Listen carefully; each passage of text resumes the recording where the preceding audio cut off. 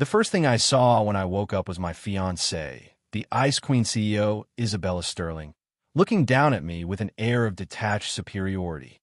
"Ethan," she said, "our engagement is over." I looked at her face, flawless, beautiful, and as cold as a marble statue. And I smiled. Perfect. Just perfect. This was exactly what I wanted. "Ethan, our engagement is over." Isabella Sterling's voice was like the sharpest icicle of winter, utterly devoid of warmth. She stood beside my hospital bed, dressed in a bespoke black power suit that made her look less like a visitor and more like a monarch delivering a decree. I blinked, my gaze shifting from the sterile ceiling tiles to her. The scent of antiseptic still hung in the air, and my arm felt stiff from the foredrip. I distinctly remembered dying at my desk after a solid month of 80-hour work weeks. So, how'd I wake up here? Memories flooded my mind like a tidal wave. I, Ethan Vance, had been reborn into the world of a power fantasy novel I'd been reading. And of course, I'd been cast as the tragic, similarly named side character, a playboy heir who, aside from a handsome face and a mountain of cash, was utterly useless. In the ice-cold beauty before me was one of the novel's secondary female characters, my fiancée, Isabella Sterling. She was a business prodigy, a genius who had single-handedly elevated her family's corporation to new heights, an untouchable queen in the world of high finance. In the original story, this Ethan was madly in love with her. For her, he'd made an enemy of the world, only to be financially ruined and left for dead by Isabella and the novel's protagonist. A truly miserable end. And now I was that chump. The timeline was precise. The original Ethan had just crashed his car while drunk driving. Isabella was visiting the hospital to deliver the final blow, breaking off the engagement. According to the script, I was supposed to desperately grab her hand, crying and begging her not to leave, only to be mercilessly thrown aside. My dignity shattered. As I thought of this, the suffocating desperation and bitterness of the original Ethan surged in my chest. But I wasn't him. I worked myself to death in my last life. This time, with $1 billion fortune at my disposal, I just wanted to coast and finally enjoy life, romance, and corporate empires. They could all go to hell. I looked into Isabella's beautiful eyes, which were filled with undisguised disgust and impatience, and I let the corner of my mouth curl into what could only be described as a brilliant smile.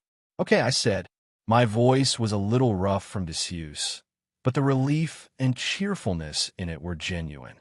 The barrage of insults and scathing remarks Isabella had prepared died in her throat. For the first time, a flicker of genuine shock appeared in her placid, deep-set eyes. "What did you say?" I said, "Okay." I pushed myself up, slowly sitting up in the bed. I casually pulled the needle from the back of my hand, my movements far too smooth for someone who was supposed to be unconscious moments ago. I met her gaze and repeated, enunciating every word, "Call off the engagement." "I agree." I couldn't be happier. Isabella's brow furrowed.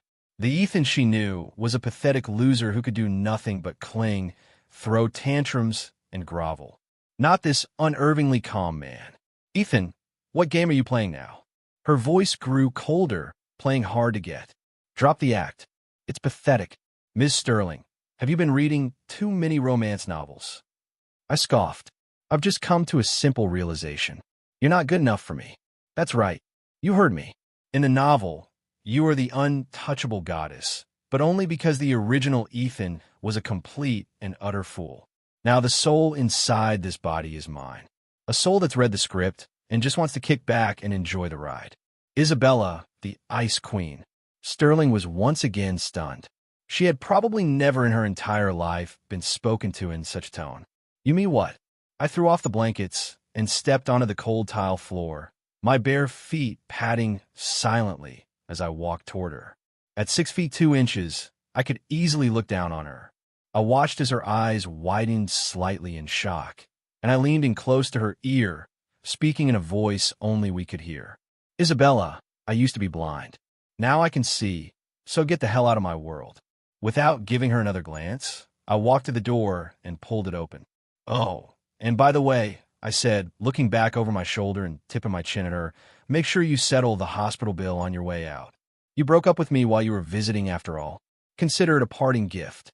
Outside the door, Isabella's assistant and bodyguard stared at me, their jaws hanging open.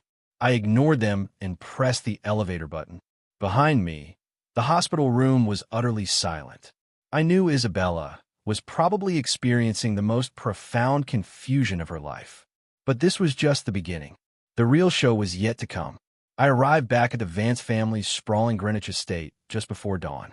The massive house was empty. The original Ethan's parents spent most of their time abroad, leaving their vast fortune and business empire in the hands of their only son, an empire he had nearly driven into the ground. I took a hot shower, slipped into a pair of silk pajamas, and collapsed onto the king-size bed that could comfortably sleep 5.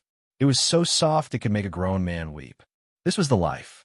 In my previous existence, I'd lived in a cramped studio apartment, survived on cheap takeout, and endured daily verbal abuse from my boss, all for a meager salary. What I had now was something my former self couldn't even have dreamed of. As for Isabella Sterling, a fictional character, a name on a page, my life would only get better without her. I picked up my iPhone and began to assess the mess the original Ethan had left behind. A media company on the verge of bankruptcy, a board of directors filled with sycophantic yes-men, and a handful of aspiring starlets waiting to be scooped up by the novel's protagonist. I let out a cold laugh and dialed my assistant. "Hello, Mr. Vance. You're awake," a fawning voice answered. "Conference room in 30 minutes. Every single board member 1 minute late, and you can clean out your desk." I hung up without waiting for a reply. Half an hour later, I sauntered into the Vance Media Group's conference room, wearing my pajamas and slippers. The assembled group of impeccably dressed executives stood in stunned silence, their eyes practically bugging out of their heads. Mr. Vance, sit," they said. I walked to the head of the table, dropped into the chair, and propped my feet up on the polished mahogany. I called this meeting for one reason. I scanned the room, looking at the parasites who had been bleeding the company dry in the novel. The smile on my face grew colder. As of this moment, every single one of you is fired. The room went dead silent. They all thought they had misheard. "Mr. Vance? What is the meaning of this?" A bald middle-aged man, the company's VP, was the first to jump up. "We're the founding members of this company." "Founding members?"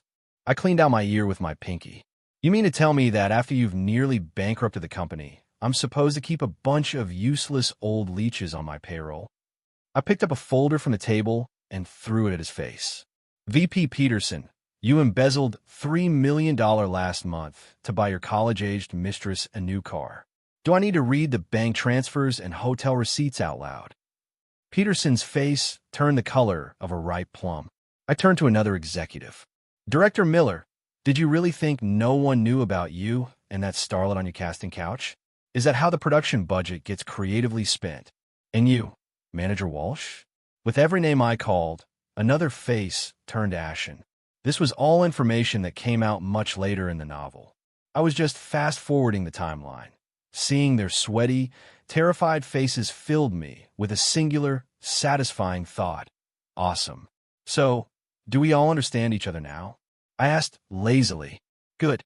Now pack your things and get out." "Ethan, you can't do this." "Well, security." I snapped my fingers. A dozen burly security guards immediately entered the room. "Take out the trash." The conference room briefly filled with shouts and pleas, then fell silent. In an instant, the company's upper management was gone. My new assistant, a young man named David Wright, stood to the side, trembling like a leaf. He hadn't dared to make a sound the entire time. In the novel, he was a highly capable employee who was constantly suppressed by his superiors for being too principled. I walked over and clapped him on the shoulder. "Starting today, you're the CEO." David's head snapped up, his face a mask of disbelief. "Me, Mr. Vance? I can't." "I said you can, so you can." I yawned. "The company is yours.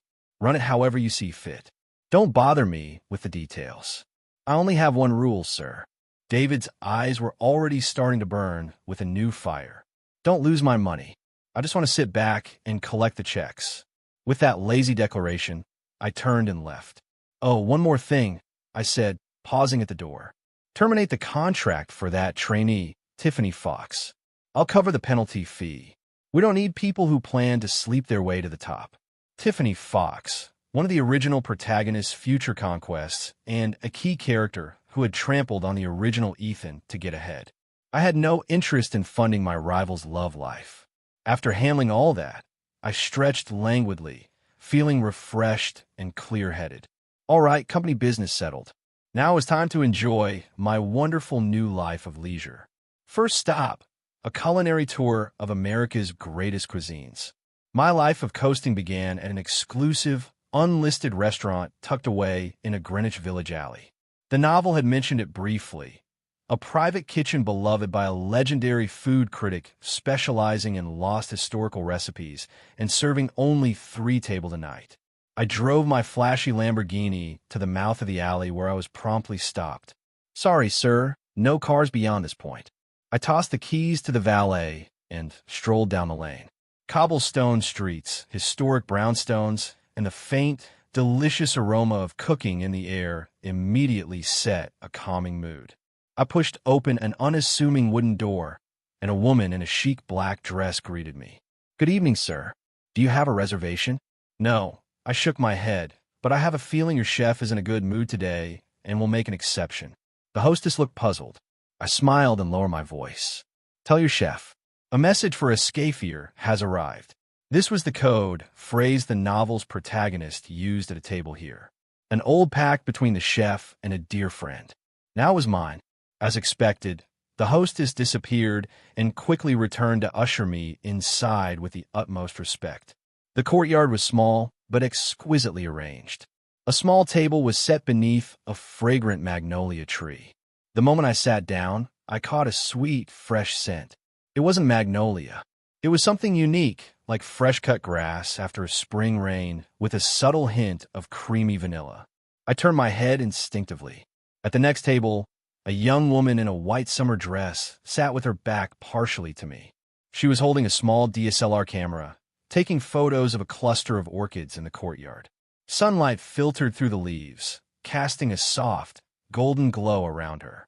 She had a cascade of dark hair, and her skin was as smooth and pale as polished alabaster. Her profile was delicate and refined, like a fairy from another world.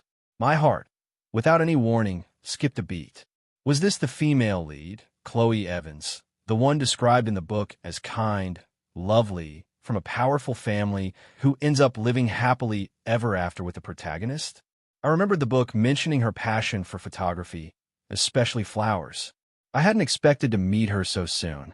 As I was studying her, she seemed to sense my gaze and turn her head. Our eyes met. Hers were incredibly bright, clear, and deep like a starry night sky. She seemed surprised at first, but then a friendly smile graced her lips, revealing 2 faint dimples on her cheeks. I was done for. I could hear my own heart hammering in my chest. As a man who had been single for 30 years in his past life, I had absolutely no defense against this level of adorable. I felt my cheeks flush and quickly looked away, pretending to admire the scenery. Just then, a waiter carrying a tranche of soup stumbled, about to spill the scalding liquid all over Chloe. "Look out!" Almost on pure instinct, I shot up from my chair, closed the distance in a single step, and pulled Chloe into my arms. With my other hand, I reached out and caught the tipping tranche, steadying it perfectly. The whole thing took less than a second. The scorching edge of the ceramic burned my palm, but I didn't even flinch. The woman in my arms was soft and smelled incredible, her impact sending a jolt through my entire body. "Are you okay?" Chloe looked up from my embrace, her face etched with concern as she reached for my hand. "I'm fine." I released her and placed the tranche back on the waiter's tray. "Just a little burn." The waiter was pale with fright, apologizing profusely, but Chloe wouldn't let go of my hand. I could see an angry red mark already forming on my palm. "How can you be fine? It's already red." Her delicate eyebrows knitted together in a worried frown. She pulled me over to a nearby water faucet without asking. "Quick, run it under the cold water." The cool stream soothed the stinging pain and also cooled my overheating brain. I watched as she carefully held my hand under the water, her long eyelashes like tiny brushes sweeping against my heart. "My name is Chloe Evans. What's yours?" she asked, looking up at me with a smile that made her eyes curve into crescents. "Thank you, my hero. Ethan Vance." I looked into her eyes and, on some strange impulse, added, "You can call me Ethan." "Ethan." She tilted her head, her dimples appearing again. "Then I'll call you Ethan from now on, and you can call me Chloe." "Chloe." I repeated the name in my mind and felt it was sweeter than any honey in the world. It seemed this life of coasting wasn't going to be so boring after all. "Ethan, does your hand still hurt?" Chloe was looking at my hand with an expression of pure anxiety. We had ended up combining our tables. Seeing her wide, doe-like eyes, the minor sting from the burn had long since vanished from my mind. "It doesn't hurt anymore," I said, giving my hand a little shake to prove it. "Thick skin." "No, it's not." She puffed out her cheeks and rummaged through her small purse, pulling out a small, elegant tube of ointment. "This is a special burn cream my mom makes. It works wonders. Let me put some on for you." Without waiting for an answer, she took my hand and gently squeezed a bit of the clear ointment onto my palm, spreading it with her slender fingers. Her touch was cool and soft, like a feather brushing against my skin. I felt a jolt of electricity shoot up my arm, and my entire body went rigid. God knows, for a man who had lived 2 lives and possessed enough theoretical knowledge to write a dissertation on romance, my heart was now wildly out of control from a simple touch. This was embarrassing. "There!" She looked at her work with satisfaction and gave me a huge smile. "That should feel better soon." "Thanks." I pulled my hand back, feeling the skin on my palm burn, even hotter than before. Just then, my phone began vibrating incessantly. I pulled it out and saw a news alert that nearly blinded me. Hashtag Vance Media Group shakes up board, and its new CEO is hashtag Ethan Vance, the slacker king. Hashtag Mystery Man David, Wright Engineers hostile takeover. Vance Media stock soars hashtag. I clicked on the hashtag Ethan Vance, the slacker king, and felt my eyebrow twitch. The feed was filled with analysis from financial gurus and curious onlookers. Holy crap, this move was genius. First, he fires the entire board, making it look like the company's imploding to bait the short sellers. Then, under the new CEO, David Wright, they buy back the stock at rock bottom and go long, absolutely demolishing the shorts. Vance Media must have cleared $1 billion on that move alone. And the craziest part? Check out Vance Media's official Twitter account at 8 a.m. this morning. They posted, "Our boss is sleeping in today. All company matters will be handled by CEO David Wright." The sheer audacity, the confidence, this is next level for chess right here. You're thinking too small. This is a masterclass in delegating. The boss just chills while empowering his team, unlocking their maximum potential. Ethan Vance isn't a playboy. He's a business savant, the founder of slacker capitalism. Me? I swear all I wanted was to sleep in. David Wright, you overachieving, mind-reading maniac. Wow, Ethan, you're amazing. Chloe leaned over to look at my phone, her eyes sparkling with admiration. "So, you're the legendary business genius who makes billions in his sleep?" I opened my mouth, but for a moment, I had no idea how to explain. Was I supposed to tell her it was all a beautiful accident? No, absolutely not. In front of a beautiful woman, one must always maintain an aura of profound mystery. So, I let out a deep sigh, gazed thoughtfully at the ceiling, and said, "Just the basics. Nothing to get excited about." Chloe giggled at my deadpan delivery. Meanwhile, in the tallest skyscraper in downtown Manhattan, inside the CEO's office of Sterling Corp., Isabella Sterling stared at the glaring red trending topics on her screen. The hand holding her coffee cup trembled ever so slightly for the first time. "Ethan Vance, founder of slacker capitalism," she murmured, her brow knitted tightly. The man who, in her eyes, was a useless trust fund brat skilled only in throwing tantrums and wasting money, had overnight become a business savant in the eyes of the world. How is this possible? Ms. Sterling's assistant knocked and entered cautiously. "Our corporate intelligence assets inside Vance Media have all been turned." They said Mr. Vance's compensation package was too good to refuse, and they said they were tired of the corporate backstabbing and wanted to learn how to coast with him. Crash! The coffee cup slipped from Isabella's hand and shattered on the floor. She stared at the mess, her mind in complete turmoil. For the first time, she realized that she had never truly known the man named Ethan Vance. Was he a failure, or had he been playing a part all along? And if it was all an act, then what he said to her at the hospital? Isabella's heart clenched with a strange, unfamiliar pang. She picked up her phone and dialed a number. Find out which charity gala Ethan Vance is attending tonight. She had to know the truth. As night fell, the city lights glittered. Kensington Corp's annual charity gala was the event of the season, a gathering of the city's most powerful figures. Ordinarily, I would have avoided it. These events are incredibly boring, but Chloe mentioned her father would be there and wanted to formally introduce me. An invitation for my future father-in-law. That was a command performance. I put on a tailored suit, and when I walked into the ballroom with Chloe on my arm, we captured nearly every eye in the room. Isn't that Chloe Evans, the general's daughter? Who is that man with her? He's gorgeous. You don't know? That's Ethan Vance, the slacker king who's been all over the news. So that's him. He looks nothing like the spoiled playboy everyone talked about. I ignored the murmurs around us. My eyes were only for Chloe. She was wearing a pale blue gown that shimmered like a night sky, looking every bit the fairy princess. The buffet area was laden with exquisite desserts, and Chloe's eyes lit up. Ethan, I want that little cake, she whispered, pointing at a strawberry mousse. Stay here. I smiled gently, ruffling her hair, and turned toward the table. Just as I picked up a plate, a familiar, icy voice spoke from behind me. Ethan, I turned. Isabella Sterling was standing there holding a glass of red wine. She wore a stunning silver evening gown and still carried herself like a queen. But tonight, her gaze held a new layer of complexity. Miss Sterling, can I help you? I asked lazily, placing a slice of strawberry mousse on my plate, followed by a piece of tiramisu. What are you really trying to do? She asked, her eyes fixed on me, as if searching for a crack in my facade. Me? I added a mango pudding to the plate. Then, after a moment's thought, a slice of Black Forest cake.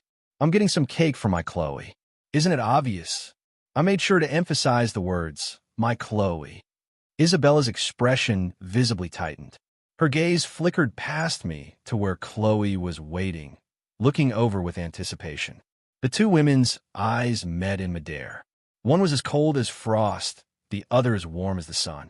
Ethan, Chloe Evans isn't right for you. Isabella looked back at me, a trace of irritation in her voice that she herself didn't seem to notice. Don't use your mind games on her. I almost laughed out loud.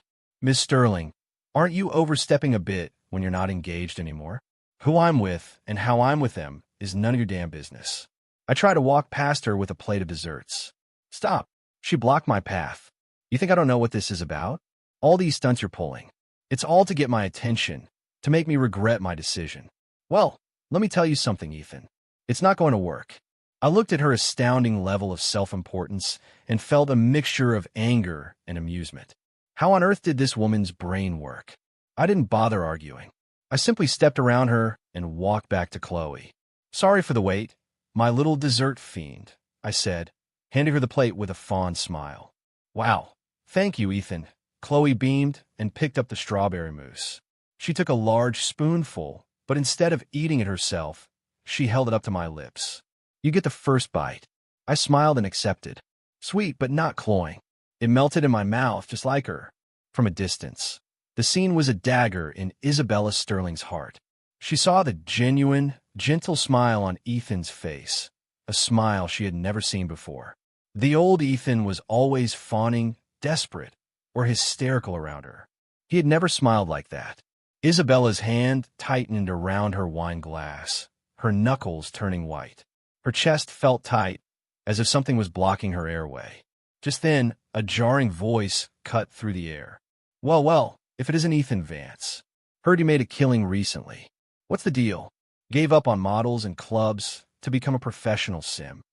A slick, smarmy trust fund kid strolled over, a mocking grin on his face. He was Chad Kensington, heir to Kensington Corp and a minor villain from the novel. He'd always been infatuated with Isabella and had given the original Ethan no end of trouble.